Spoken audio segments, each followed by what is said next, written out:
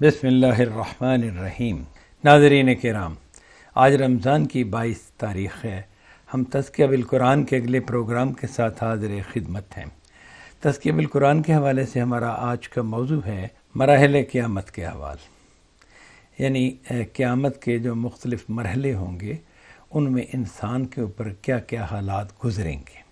انسان قیامت کی حاضری کے لیے جن مراحل سے گزرتا ہے ان کی تفصیلات قرآن میں بیان ہوئی ہیں۔ انسان اپنی اس دنیاوی زندگی میں چاروں ناچار آخرتی کی طرف بڑھ رہا ہے۔ یعنی پہلی بات جو ہے نا وہ یہ ہے کہ ہر انسان اپنی زندگی میں چاروں ناچار، چاہے وہ چاہے یا نہ چاہے، ہر صورت میں آخرتی کی طرف بڑھ رہا ہے،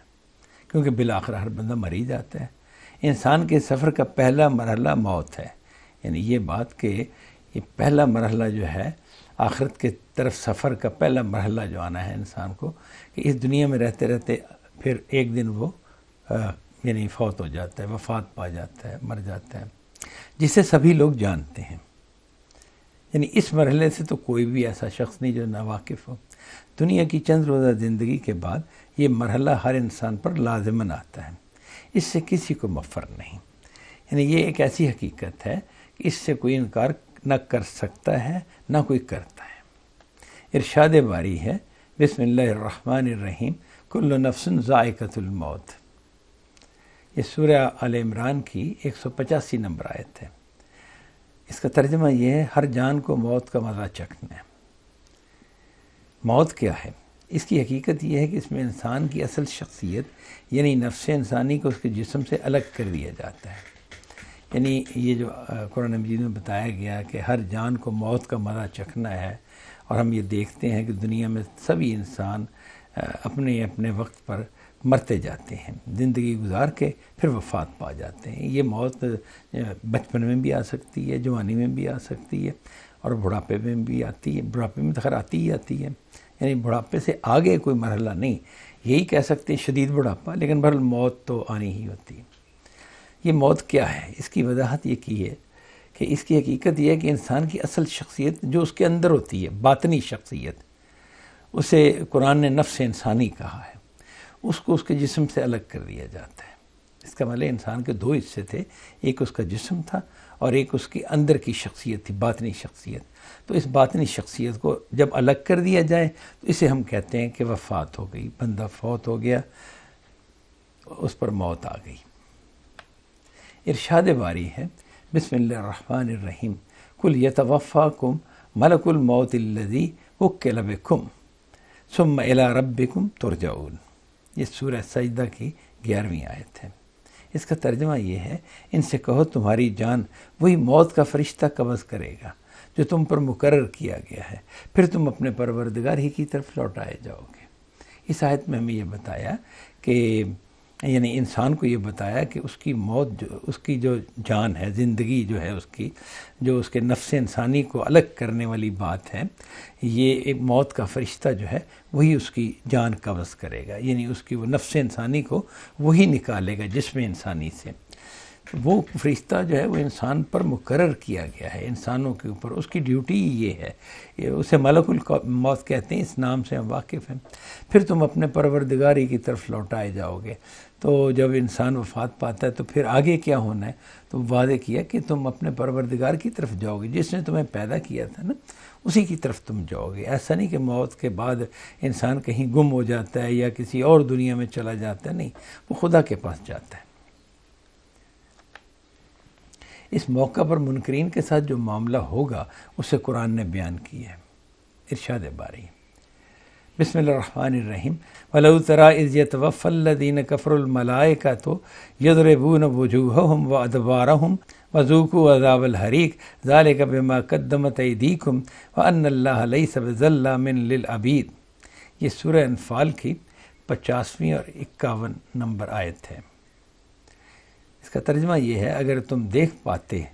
تو دیکھتے کہ اس وقت کیا گزر رہی تھی جب فرشتے ان منکروں کی روحیں قبض کر رہے تھے،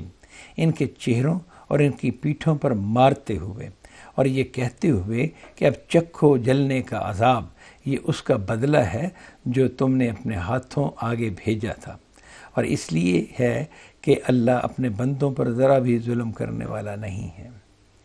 اس آیت میں یہ بتا دیا گیا کہ یہ جب موت کا وقت انسان پر آتا ہے نا، تو انسانوں میں سے جو لوگ منکرین ہوتے ہیں، یعنی کہ جو خدا کو نہیں مانتے یا رسول کی دعوت کو قبول نہیں کرتے، رسول کو اللہ کا رسول نہیں مانتے،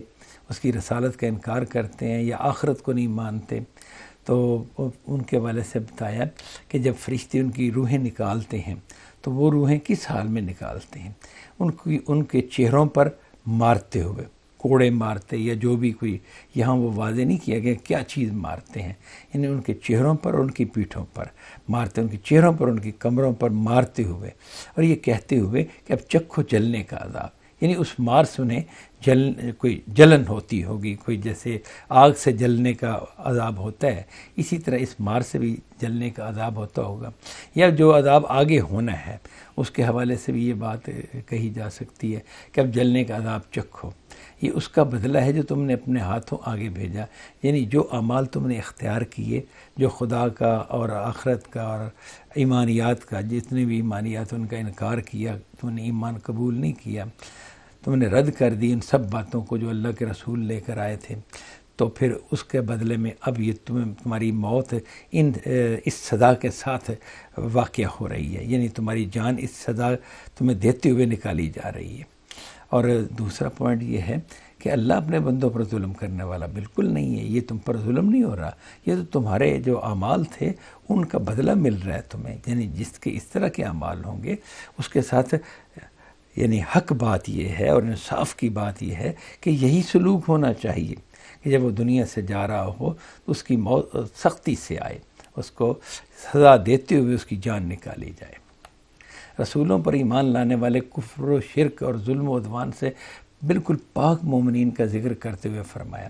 اب یہ جو نا وہ پیچھے ذکر تھا منکرین کا، اب یہ جو ذکر ہے مومنین کا، کہ جو مومن لوگ ہوتے ہیں جو نہ کفر کرنے والے ہوتے ہیں، نہ شرک کرنے والے ہوتے ہیں، اور نہ کوئی وہ ظالم ہوتے ہیں یا کوئی زیادتی کرنے والے، ایسا بالکل نہیں ہوتے۔ تو ان لوگوں کا معاملہ جو ہے وہ کیا ہوتا ہے؟ بسم اللہ الرحمن الرحیم، الذین تتوفاہم الملائکۃ طیبین یقولون سلام علیکم ادخلوا الجنۃ بما کنتم تعملون، سورہ نحل کی 32 نمبر آیت ہے یہ۔ اس کا ترجمہ یہ ہے، ان کو جن کی روح فرشتے اس حالت میں قبض کریں گے کہ وہ پاک ہیں، فرشتے کہیں گے تم پر سلامتی ہو، جنت میں جا کر رہیے اپنے اعمال کے صلے میں، یعنی مومنین سے فرشتے اس طرح کلام کرتے ہیں روح نکالتے ہوئے، یعنی ان کی جو نا ان پر موت طاری کرتے ہوئے ان کی روح اس طرح نکالتے ہیں کہ کہتے ہیں کہ تم پر سلامتی ہو، یعنی خیریت اور سلامتی تمہارے لیے ہے، اور جنت میں جا کے رہو گے، اب تمہارا فیوچر یہ ہے۔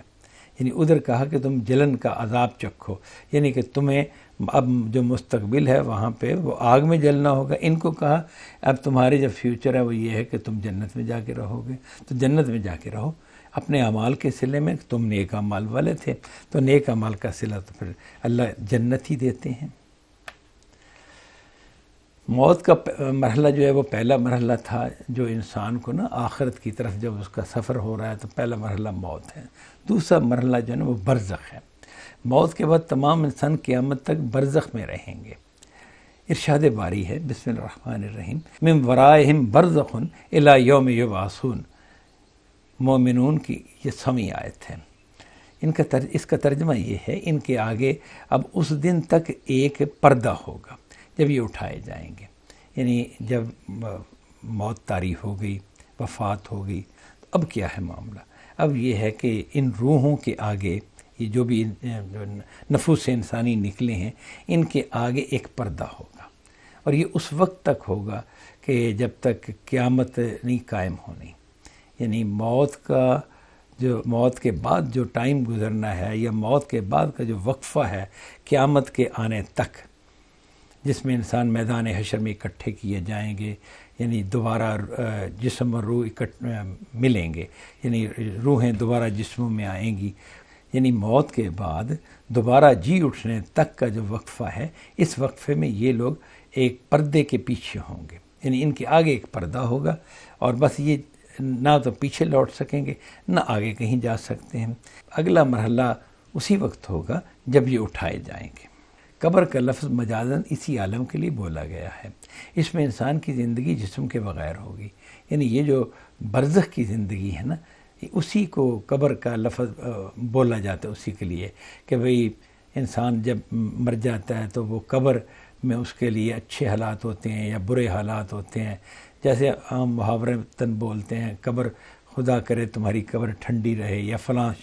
صاحب جو وفات پا گئے ہیں ان کی قبر ٹھنڈی رہے، تو مراد یہ ہے کہ برزخ میں اس کو جو حالات پیش آئیں وہ خیریت والے ہوں، عافیت والے ہوں، اچھے ہوں اس کے لیے۔ یہ قبر کا لفظ مجازاً بولا جاتا ہے۔ تو وہاں جو زندگی ہے وہ جسم کے بغیر ہے، کیونکہ جسم تو قبر میں ڈال دیا گیا، اسے کیڑے کھا گئے، ہڈیاں بھی گل سڑ گئیں، تو پھر برزخ کے اندر وہ روح جو ہے اس کی ایک زندگی ہے۔ روح کے شعور احساس کی کیفیت خواب کی حالت والی ہوگی، یعنی وہ روح جسے نکالا گیا تھا، جسے قرآن نے نفس انسانی کہا ہے، وہ نفس انسانی جو ہے اس کا شعور کیسا شعور ہوگا، اور اس میں جو احساس کا پہلو ہوگا اس کی کیا کیفیت ہوگی، وہ وہی ہوگی جو خواب میں انسان کی ہوتی ہے نا، وہی حالت اس کی ہوگی۔ اس زندگی میں صالحین پر اچھی کیفیت گزریں گی اور مجرمین پر ناگوار کیفیات گزریں گی، یعنی اس زندگی کا، برزخی زندگی کا یہ معاملہ ہے کہ اس میں صالحین پر تو اچھی کیفیات گزرتی ہیں، یعنی وہ اچھی چیزیں دیکھتے ہیں، ان کے حالات اچھے انہیں پیش آتے ہیں، اور جو مجرم ہیں ان پر ناگوار اور سخت حالات انہیں پیش آتے ہیں اس زندگی میں، جس زندگی کی حالت خواب کی سی ہے۔ دنیا میں اس کی مثال ہمارا خواب ہے، خواب میں بھی ہمارے اوپر اثرات ہوتے ہیں نا، اگر ہم کوئی بھیانک خواب دیکھیں تو ہمیں پسینہ آ جاتا ہے اور جسم کانپنے لگ پڑتا ہے، مختلف طرح کے اس طرح خوف طاری ہوتے ہیں۔ تو اس طرح کا معاملہ جو ہے نا ان کے ساتھ ہوگا، جو مجرم ہیں ان کے ساتھ تلخ حالات، اور جو مومنین ہوں گے ان پر اچھے حالات گزریں گے۔ دوبارہ سور کے پھونکے جانے سے یہ خواب ٹوٹ جائے گا، یعنی یہ جو برزخی زندگی ہے یہ اس وقت تک چلے گی جب تک کہ دوبارہ سور نہیں پھونکا جاتا، کیونکہ اس کے بعد جسموں نے روحوں کے ساتھ دوبارہ مل جانا ہے اور انسان دوبارہ جی اٹھیں گے۔ تو اس وقت تک جو معاملہ ہے نا یہ خواب کا جاری رہے گا، قائم رہے گا، اور مجرمین اپنے آپ کو یکایک میدان حشر میں جسم و روح کے ساتھ زندہ پا کر کہیں گے۔ اب یہ ظاہر ہے کہ جب سور پھونکا جائے گا نا تو اس وقت تک تو یہ خواب قائم رہنا ہے، اس کے بعد ٹوٹ جانا ہے، جو ہی سور پھونکا گیا یہ خواب ٹوٹ جائے گا، اور مجرمین جو ہیں وہ اپنے آپ کو یکایک میدان حشر میں دیکھیں گے، وہاں جسم و روح کے ساتھ زندہ پائیں گے اپنے آپ کو، کہ ہمارا جسم بھی ہے، روح بھی ہے، جس طرح دنیا میں ہوتی تھی اسی طرح۔ اس میں ایک چیز یہاں واضح ہو جانی چاہیے کہ یہ جسم ضروری نہیں کہ دنیاوی نوعیت کا ہو، گوشت پوست کا، جس کے اندر خون کی گردش جاری ہوتی ہے۔ یہ جسم ظاہر ہے اس جہان کے مطابق ہی ہوگا اور اس میں وہ روح ڈالی جائے گی، لیکن انسان یہ دیکھے گا کہ میرا جسم بھی ہے اور میرے اندر وہ شخصیت بھی ہے۔ ارشاد باری ہے، بسم اللہ الرحمن الرحیم، یا ویلنا من بعثنا من مرقدنا ھذا، یہ سورہ یاسین کی 52 نمبر آیت ہے۔ اس کا ترجمہ یہ ہے، ہائے ہماری بدبختی، یہ ہم کو ہماری قبر سے کس نے اٹھا دیا ہے، یعنی جب یہ لوگ اٹھیں گے، مردے قبروں سے اٹھیں گے، تو اب جو لوگ ہوں گے نا، جو صالح نہیں ہوں گے، نیک نہیں ہوں گے، وہ کہیں گے ہائے ہماری بدبختی، یہ ہم تو قبروں میں سوئے پڑے تھے، تو کس نے بیدار کر دیا ہم کو، کس نے اٹھا دیا یہاں سے۔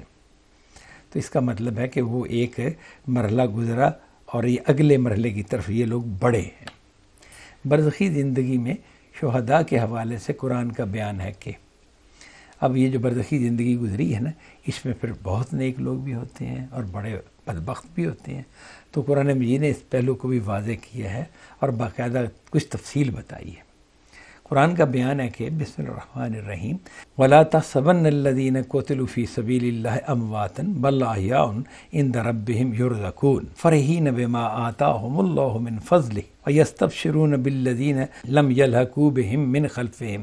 أَلَّا خَوْفٌ عَلَيْهِمْ وَلَا هُمْ يَحْزَنُونَ يَسْتَبْشِرُونَ بِنِعْمَةٍ مِّنَ اللَّهِ وَفَضْلٍ وَأَنَّ اللَّهَ لَا يُضِيعُ أَجْرَ الْمُؤْمِنِينَ۔ یہ سورہ آل عمران کی 169 سے 171 تک کی آیات ہیں۔ ان آیات کا ترجمہ یہ ہے، جو لوگ اللہ کی راہ میں قتل ہوئے ہیں انہیں ہرگز مردہ خیال نہ کرو، وہ مردہ نہیں بلکہ اپنے پروردگار کے حضور میں زندہ ہیں، انہیں روزی مل رہی ہے، اللہ نے جو کچھ انہیں اپنے فضل میں سے عطا فرمایا ہے اس پر شاد و فرح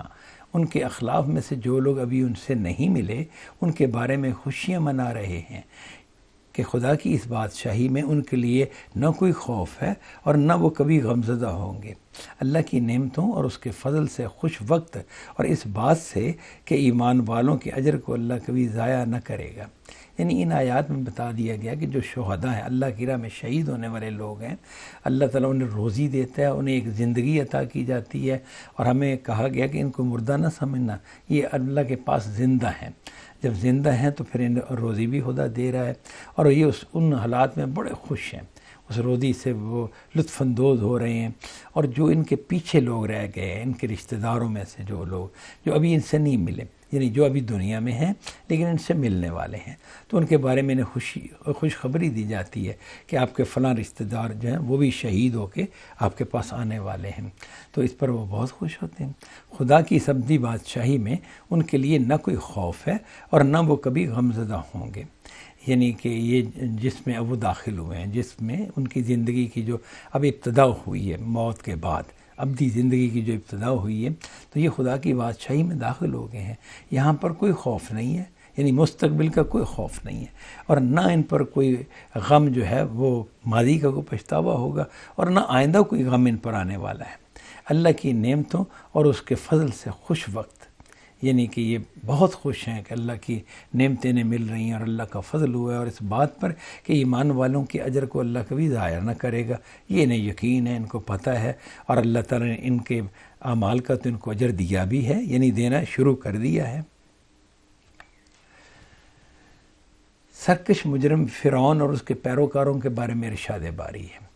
یعنی یہ جو ہے نا، یہ بات یہ ہے کہ بتایا شہداء کے بارے میں، یعنی کہ جنہوں نے اللہ کی راہ میں اپنی جانیں قربان کر دیں۔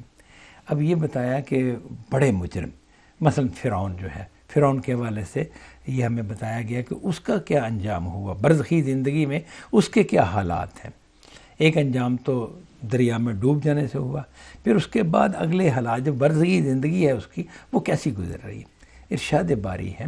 بسم اللہ الرحمن الرحیم، وَحَاقَ بِآلِ فِرْعَوْنَ سُوءُ الْعَذَابِ النَّارُ يُعْرَضُونَ عَلَيْهَا غُدُوًّا وَعَشِيًّا وَيَوْمَ تَقُومُ السَّاعَةُ أَدْخِلُوا آلَ فِرْعَوْنَ أَشَدَّ الْعَذَابِ۔